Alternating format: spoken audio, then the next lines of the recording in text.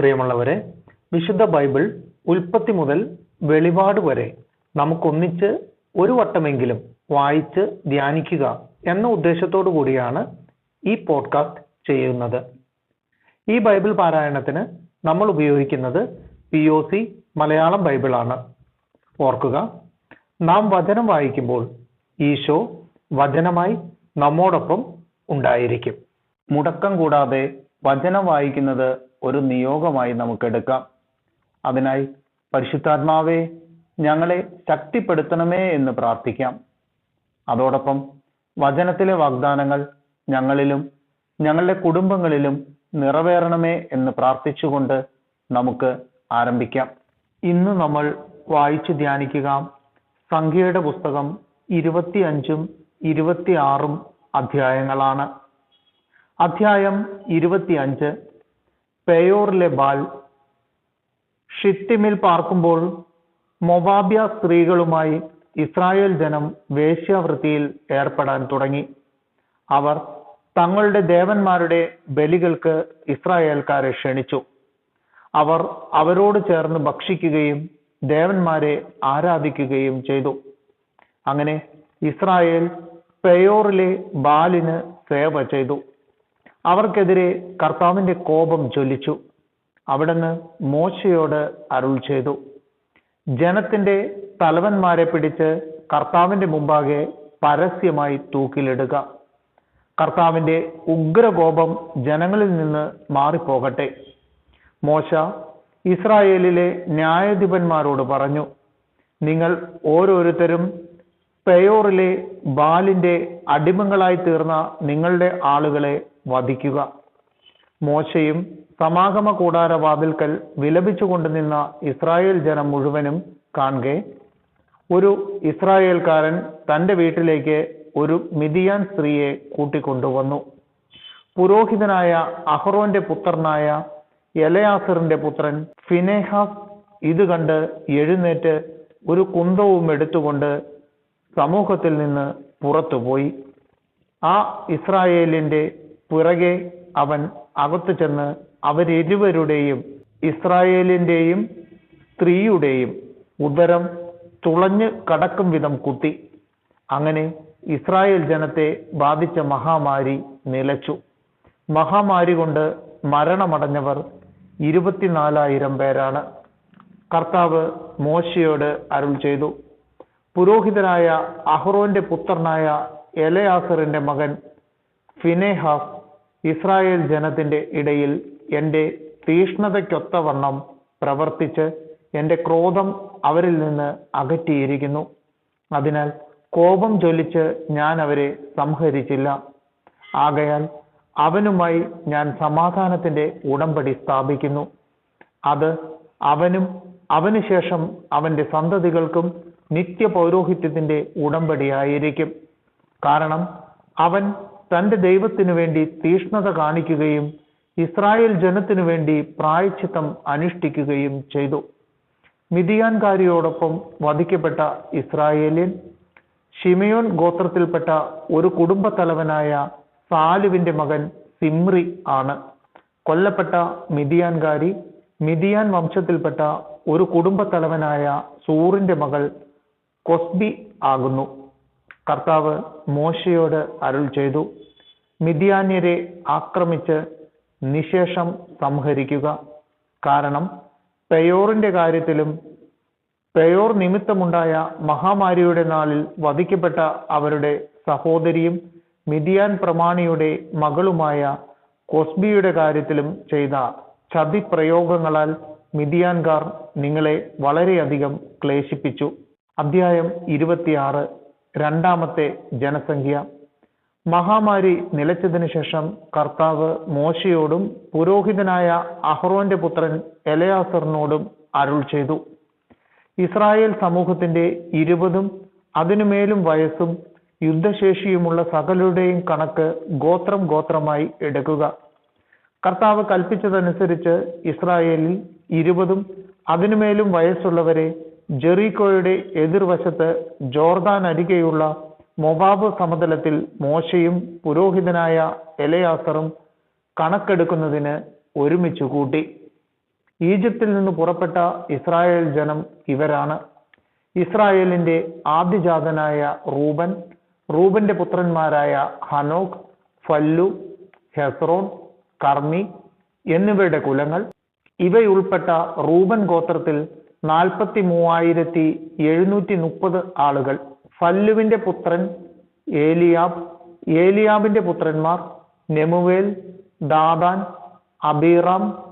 കോറഹും സംഘവും കർത്താവിനെതിരായി കലഹിച്ചപ്പോൾ കോറഹിനോട് ചേർന്ന് മോശയ്ക്കും അഹ്റോനും എതിരായി മത്സരിച്ച സമൂഹത്തിൽ നിന്ന് തെരഞ്ഞെടുക്കപ്പെട്ട ദാദാനും അബീറാമും ഇവർ തന്നെ. ഭൂമി വാപിളർന്ന് കോറഹിനോടൊപ്പം അവരെ വിഴുങ്ങുകയും അഗ്നി 250 പേരെ ദഹിപ്പിക്കുകയും ചെയ്തപ്പോൾ ആ സംഘം മരിച്ച് ഒരടയാളമായി തീർന്നു. എന്നിട്ടും കോറഹിന്റെ പുത്രന്മാർ മരിച്ചില്ല. ശെമയോൻ ഗോത്രത്തിൽ നെമുവേൽ, യാക്കീൻ, യാമിൻ, സേരഹ്, ഷാവൂൾ എന്നിവരുടെ കുലങ്ങൾ. ഈ കുലങ്ങൾ ഉൾപ്പെട്ട ശിമയോൻ ഗോത്രത്തിൽ 22,200 ആളുകൾ. ഗാദ് ഗോത്രത്തിൽ സെഫോൻ, ഹഗ്ഗി, ഷൂനി, ഓസ്നി, ഏരി, അരോദ്, അരേലി എന്നിവരുടെ കുലങ്ങൾ. ഇവ ഉൾപ്പെട്ട ഗാദ് ഗോത്രത്തിൽ 40,500 ആളുകൾ. യൂദായുടെ പുത്രന്മാർ ഏരും ഓനാനും. ഏരും ഓനാനും കാനാൻ ദേശത്ത് വെച്ച് മരിച്ചു. യൂദാ ഗോത്രത്തിൽ ഷേലഹ്, പേരസ്, സേരഹ് എന്നിവരുടെ കുലങ്ങൾ. പേരസിന്റെ കുലത്തിൽ ഹെസ്രോൻ, ഹാമൂൽ എന്നിവരുടെ കുടുംബങ്ങൾ. ഇവ ഉൾപ്പെടുന്ന യൂദാ ഗോത്രത്തിൽ 76,500 ആളുകൾ.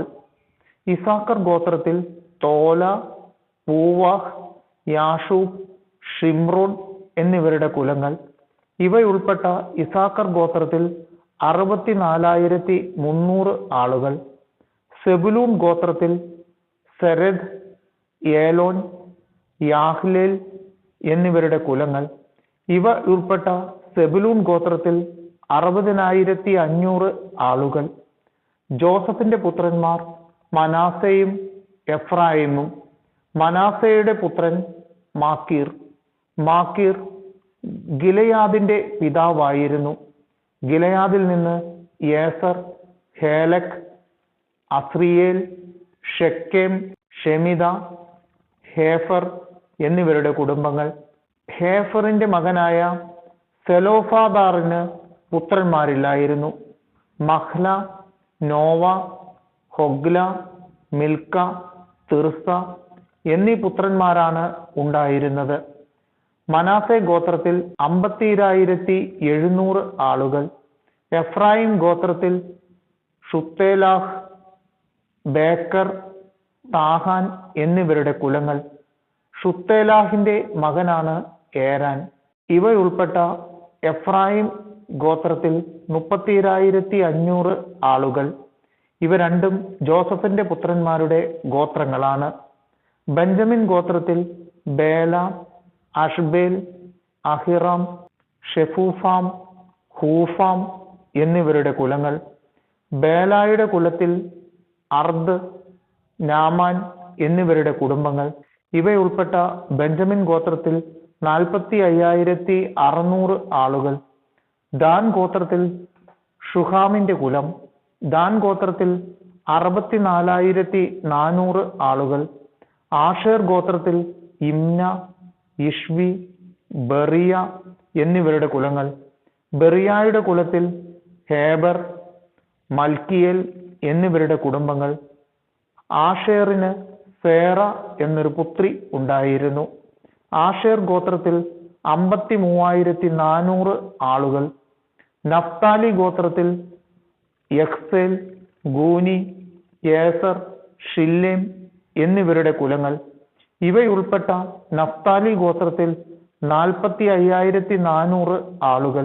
അങ്ങനെ ഇസ്രായേൽ ജനം ആകെ 6,01,730 പേർ ഉണ്ടായിരുന്നു. കർത്താവ് മോശയോട് അരുൾ ചെയ്തു, എണ്ണമനുസരിച്ച് ഇവർക്ക് ദേശം ഭാഗിച്ചു കൊടുക്കണം. വലിയ ഗോത്രത്തിന് കൂടുതലും ചെറിയ ഗോത്രത്തിന് കുറവും. അങ്ങനെ എണ്ണമനുസരിച്ച് ഓരോ ഗോത്രത്തിനും അവകാശം നൽകണം. നറുക്കിട്ട് വേണം ദേശം വിഭജിക്കാൻ. താങ്കളുടെ പിതൃഗോത്രത്തിന്റെ പേരിലായിരിക്കും അവകാശം ലഭിക്കുക. ആളേറിയ ഗോത്രത്തിനും ആള് കുറഞ്ഞ ഗോത്രത്തിനും അവകാശം നറുക്കിട്ട് ഭാഗിക്കണം. ലേവി ഗോത്രത്തിൽ ഗർഷോൻ, കൊഹാത്ത്, മെറാറി എന്നിവരുടെ കുലങ്ങൾ, ലിബ്നി, ഹെബ്രോൺ, മഹ്ലി, മൂഷി, കോറഹ് എന്നിവരുടെ കുലങ്ങളും ലേവി ഗോത്രത്തിൽ ഉൾപ്പെടുന്നു. കൊഹാത്ത് അമ്രാമിന്റെ പിതാവാണ്. യോക്കേബേദ് ആയിരുന്നു അമ്രാമിന്റെ ഭാര്യ. ലേവിക്ക് ഈജിപ്തിൽ വെച്ച് ജനിച്ച മകളാണവൾ. ഇവളിൽ അമ്രാമിന് അഹ്റോനും മോശയും അവളുടെ സഹോദരി മിരിയാമും ജനിച്ചു. അഹ്റോന്റെ പുത്രന്മാരാണ് നാദാബ്, അബിഹു, എലയാസർ, ഇത്താമർ എന്നിവർ. നാദാബും അബിഹുവും കർത്താവിന്റെ മുമ്പിൽ അവിശുദ്ധമായ അഗ്നി അർപ്പിച്ചപ്പോൾ മരിച്ചുപോയി. ലേവി ഗോത്രത്തിൽ 1 മാസവും അതിൽ കൂടുതലും പ്രായമുള്ള പുരുഷ സന്തതികളുടെ സംഖ്യ 23,000 ആയിരുന്നു. ഇസ്രായേൽ ജനത്തിന്റെ ഇടയിൽ അവർക്ക് അവകാശം കൊടുക്കാതിരുന്നതുകൊണ്ട് അവരെ അക്കൂട്ടത്തിൽ എണ്ണിയില്ല. ജെറീക്കോയുടെ എതിർവശത്ത് ജോർദാൻ അരികെയുള്ള മൊവാബ് സമതലത്തിൽ വെച്ച് മോശയും പുരോഹിതനായ എലയാസറും കൂടി ഇസ്രായേൽ ജനത്തിന്റെ കണക്കെടുത്തപ്പോൾ ഇവരെയാണ് എണ്ണിയത്. എന്നാൽ മോശയും പുരോഹിതൻ അഹ്റോനും കൂടി സീനായ് മരുഭൂമിയിൽ വെച്ച് എടുത്ത ഇസ്രായേൽ ജനത്തിന്റെ കണക്കിൽപ്പെട്ടവരാരും ഇക്കൂട്ടത്തിൽ ഇല്ലായിരുന്നു. കാരണം അവർ മരുഭൂമിയിൽ വെച്ച് മരിക്കുമെന്ന് കർത്താവ് അരുൾ ചെയ്തിരുന്നു. യെഫുന്നയുടെ മകൻ കാലബും നൂനിന്റെ മകൻ ജോഷുവയും ഒഴികെ അവരിൽ ആരും അവശേഷിച്ചില്ല.